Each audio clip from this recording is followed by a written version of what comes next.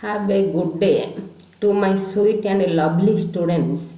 Welcome to my channel Easy Learning. Let's start.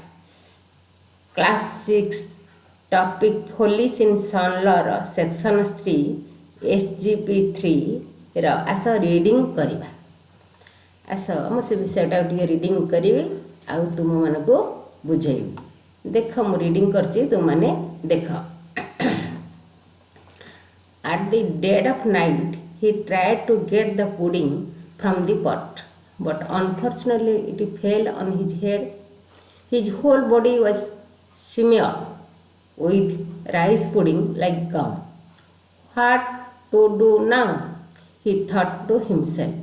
He saw freshly plucked cotton spread on a mat to dry. He slept on it and turned two to three times left and right. Then he looked like a lamb. What to do now? He thought to himself. So he went to the cowshed where some lambs lived. He stayed there throughout the night like a lamb. ଆସ ଏ ବିଷୟଟାକୁ ମୁଁ ଟିକେ ତୁମମାନଙ୍କୁ ବୁଝେଇବି। ବୁଝେଇବା ସହିତ ମୁଁ ତୁମକୁ ଆଗରୁ ପଢ଼େଇଥିବା ବିଷୟ ଟିକେ ମନେ ପକାଇଦେବି। ତୁମେ ଜାଣିଛ ଜୋଇଁଟି କେଉଁଠି ଯାଇଥିଲା? ଶ୍ୱଶୁର ଘରକୁ ଯାଇଥିଲା। ଆଉ ଉଚ୍ଚା ଜାଗାରେ ବସୁଥିଲା, ବଡ଼ ପାଟିରେ କହୁଥିଲା, ତାକୁ ଖାଦ୍ୟ ଦିଆହେଉଥିଲେ କହୁଥିଲା ନା।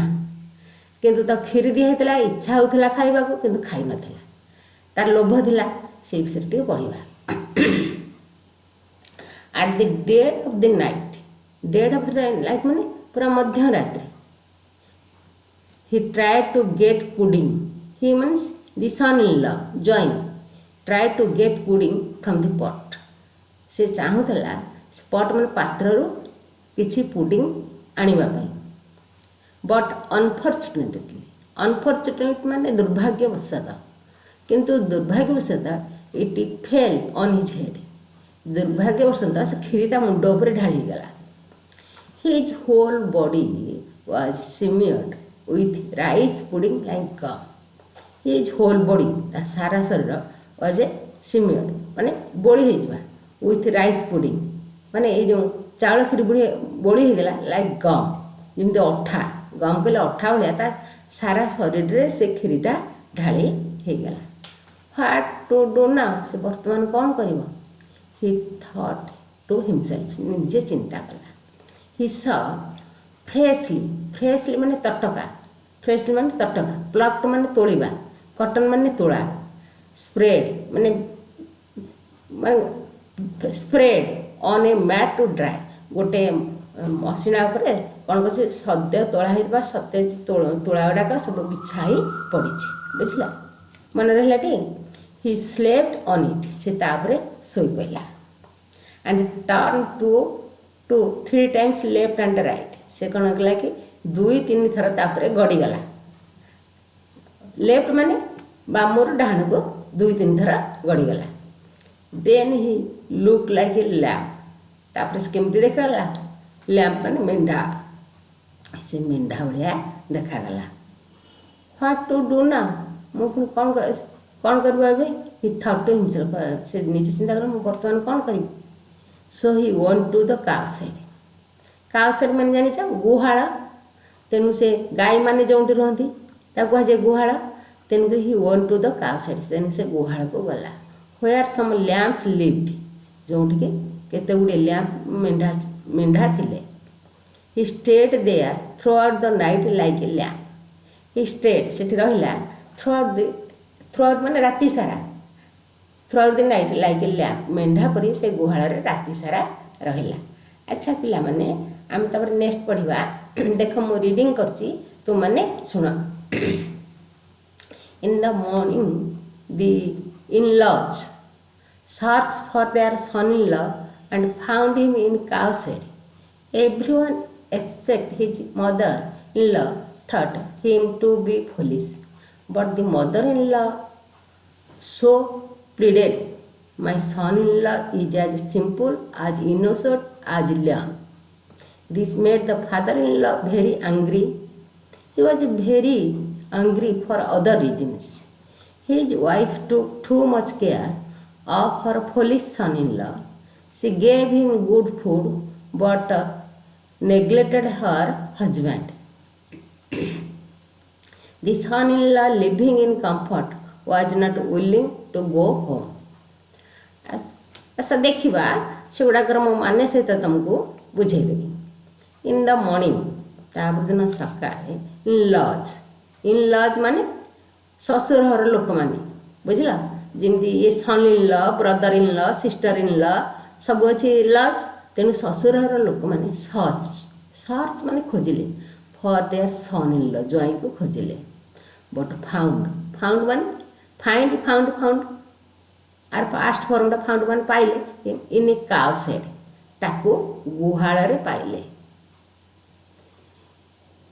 ବୁଝିପାରିଲେ ତ?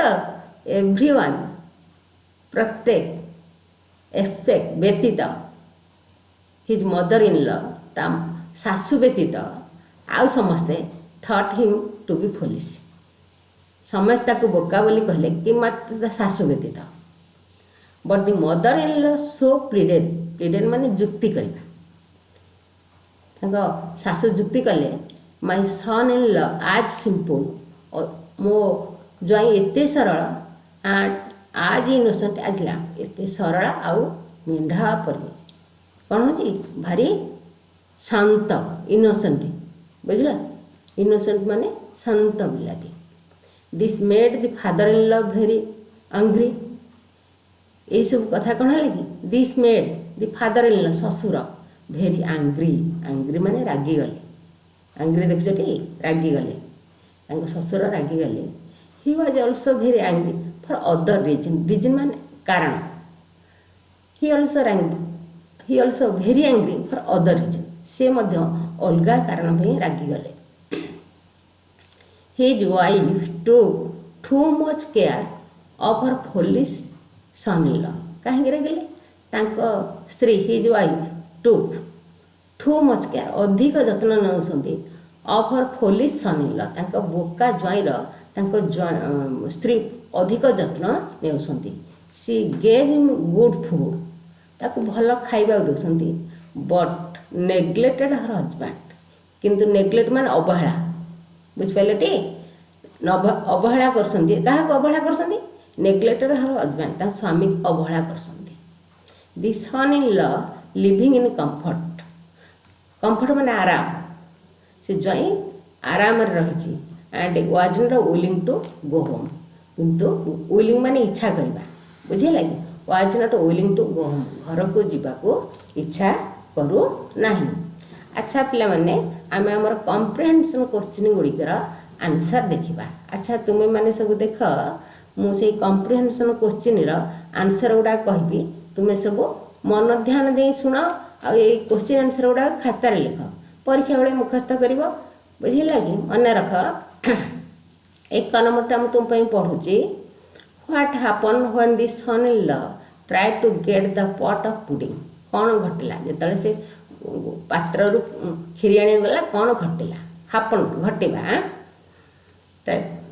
ଆନ୍ସର୍ ହେଉଛି when the son in law try to get the pot of pudding, ଯେତେବେଳେ ଜ୍ୱାଇଁଟି ପାତ୍ରରୁ କ'ଣ କଲା? କ୍ଷୀରି ଆଣିବାକୁ ଗଲା। ଅନଫର୍ଚୁନେଟଲି, ଦୁର୍ଭାଗ୍ୟବଶତଃ, it fell on his head, ତା ମୁଣ୍ଡ ଉପରେ ପଡ଼ିଗଲା। Whole body was smeared with rice pudding like gum, ତା ଶରୀରରେ ଅଠା ଭଳିଆ ସବୁ ଲାଗିଗଲା, କ୍ଷୀରି ବୋଳି ହୋଇଗଲା, ବୁଝିହେଲା କି? ଦେଖ 2 ନମ୍ବରଟା। What did he look like when he turn on cotton. ଯେତେବେଳେ ସେ ତୁଳା ଉପରେ ଗଡ଼ିଗଲା କେମିତି ଦେଖାଗଲା? Look like. When he turn on cotton he look like a lamp. ସେ ଯେତେବେଳେ କଟନ ଉପରେ ଗଡ଼ିଗଲା ବା ସେ ତୁଳା ଉପରେ ଗଡ଼ିଗଲା, ଗୋଟିଏ ମେଣ୍ଢା ଭଳିଆ ଦେଖାଗଲା। ତୁମେ ତ ସବୁ ଦେଖିଛ, ମେଣ୍ଢା ଧିରେ ଲୋମ ଥାଏ, ଦେଖିଛ ନା ନାହିଁ? ସେମିତି ଦେଖାଗଲା। 3 ନମ୍ବର ଦେଖ। What R the 2 Fani sides. ଦୁଇଟା କ'ଣ? ଫନି ମାନେ କୌତୁକିଆ ଦୃଶ୍ୟ। ଡୁ ଦେ ମେକ୍ ୟୁ ଲାଫ୍, ଯାହା ତୁମକୁ ହସିବାକୁ ପଡ଼ିବ, ହସିବ ତମେ। देख फनी साइड्स दृश्यटा कौन the two funny sides are that the son in law look like a lamp and stayed in cow shade throughout the night with some lamps कौन लगे दि टू फनी साइड दुटा कौतूहलिया दृश्य है the son in law look like a lamp गोटे तो मेढ़ा भाया देखा and stayed in cow shade throughout the night with the some lamps कौन राति सारा स्टेड इन काउ शेड गुहाल रहा throughout the night with some lamp पुणी मेढ़ा गुड़िक मध्य से राति सारा रहा they would surely make us laugh तेणु यहाँ तुमको निश्चय हस लगे है पिलाने तुम देख number 4 where did the in laws find him in the morning केउठारे ससुर लोक देखले सकाळे आंसर हूँ in morning in laws found their son in law in the cowshed सकाळे ससुर लोक देखिले son law in the cowshed गुहाल भितर देखिले। अच्छा देख 5 नंबरटा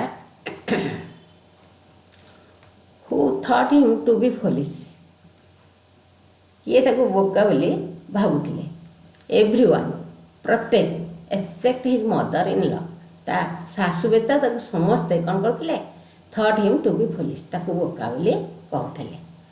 अच्छा तुम मैंने 6 नंबर देख why is the father in law angry कहीं ससुर रागी गले will the son in law stay here always ये ज्वाई कौन सबुदिन से रहे देख तार आंसरटा the father in law was angry ससुर रागी गले because the mother in law was taking too much care of the son in law रागी मदर इन लॉ माने सासू आज taking too much care of the son in law ता ज्वाईर बहुत जत्न नौले she gave him good food ताकू भल खाद्य दूले but neglected her husband neglect माने कही अवहेला ता स्वामी को अवहेला करुले एंड लिविंग इन कंफर्ट माने आराम रे रहिबा द्वारा the son in law was not willing to return his home son in law was not willing इच्छा कौन था टू रिटर्न हिज होम ता घर को फेरवा को इच्छा करू नथिला। I think the son in law will not stay there always मु चिंता करूची जे son in law will not stay there always सब बेले सेठी रहइबा नाही his father in law will think something ता ससुर किछि चिंता करछन्ती to make him go his home ता घर को पठेबा पे किछि उपाय चिंता करूछन्ती। अच्छा पिला माने ए विषयटा तुम पढ़िल तार माने बुझिल क्वेश्चन आंसर लिखिल तेणु ए सब्जेक्ट तुमको केमती लगे यह लाइक शेयर सब्सक्राइब कले आम नेक्स्ट विषय SGP 4 पढ़ेगा। Thank you.